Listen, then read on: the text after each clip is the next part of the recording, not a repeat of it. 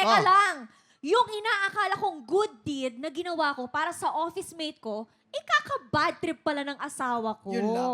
Ano ba? Mali ba ako? O baka naman OA lang talaga yung asawa ko? Ano sa tingin ninyo?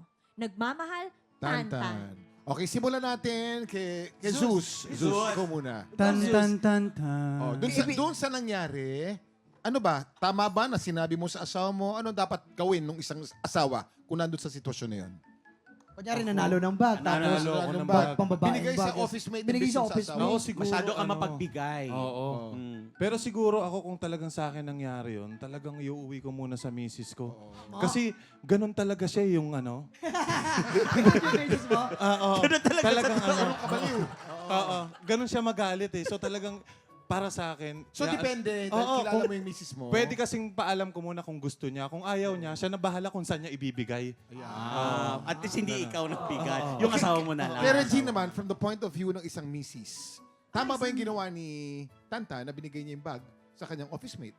Hindi tama. Hindi For tama. me, ha? Oo. At kung ako yung asawa, sasabihin ko, babe, bawiin mo sa kanya para mabigay mo sa akin. Yun, bawiin. Oh, dapat sa misis muna. Na hindi galit. Sinabi Oo. niya, bawiin mo, tapos balik mo sa akin. Hindi Oo. galit yun. Yung kanina yung asawa, lupit eh. Pag ganun, nakakatakot eh. Eh, ikaw naman, Jason, bilang mister, anong gagawin mo? Tama ba yun o hindi? Mali. Dapat nga, kinuha mo na lang. Alam mo namang may asawa ka. Ibigay mo na lang sa asawa mo. Kasi naman, yun namang kaibigan mo, kaya office mate, kaya naman yung bumili, siguro eh. Yun na lang para wala na lang away. Tapos, pagka bigyan mo ng jacket, bili mo na lang yung jacket din na pang ano, Straight jacket. straight jacket para hindi na magwala yung misis mo. Para kay Paige, para kay Paige. Oh, ano, ikaw naman, ikaw Chris, bilang isang misis. Alam mo, oh. nakaka-relate ako kasi yung asawa ko sobrang mapagbigay. Sobrang bait na minsan nakakainis na. Mm. Oo, namimigay talaga siya ng kahit ano, pera. Talaga? Oo, yung Boyfriend? hindi na iniisip.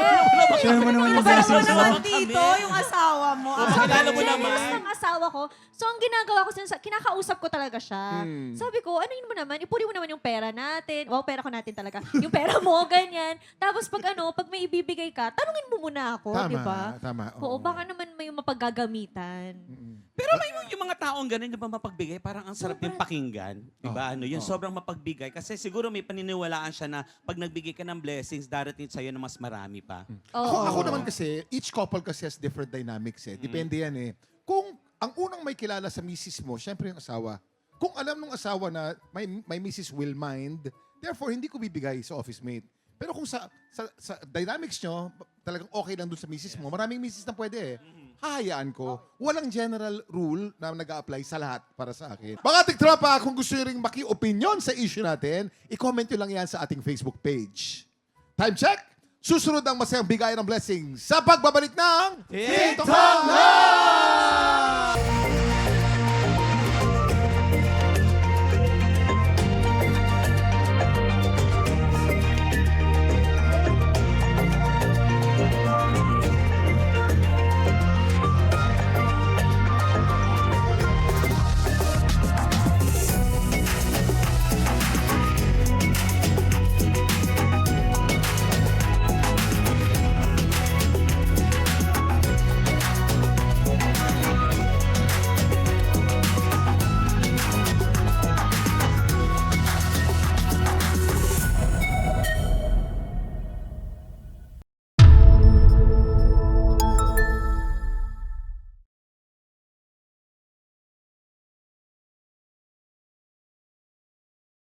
Tiktropa, pinanood mo hanggang sa dulo itong video na to? Very good ka! For more happy time, watch more TikTok Lock videos on our official social media pages and subscribe to GMA Network official YouTube channel.